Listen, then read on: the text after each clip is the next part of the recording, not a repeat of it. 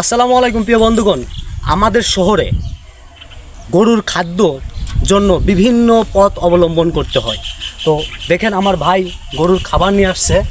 হ্যাঁ, এগুলো কি করবেন ভাই? এটা কচুরি পানা, এগুলা গরুর খাদ্য।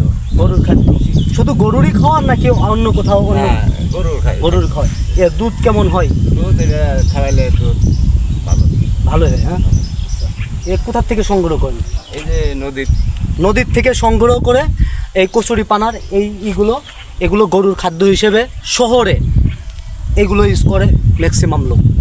তো সবাই আমাদের বর্তমান গরু চাষে ব্যাপক লাভ, তাই তো ভাই? হ্যাঁ, তো ভাইরা কিন্তু প্রচুর পরিশ্রম করতেছে। এই যে এইভাবে রোদ পুড়ে নদীর থেকে নিয়ে এসে শহরেও কিন্তু বর্তমান ভালো গরু পালন হচ্ছে। তো সবাই দোয়া করবেন এবং পাশে থাকেন। সবাই দোয়া করেন। আল্লাহ হাফেজ, ভালো থাকেন, সুস্থ থাকেন।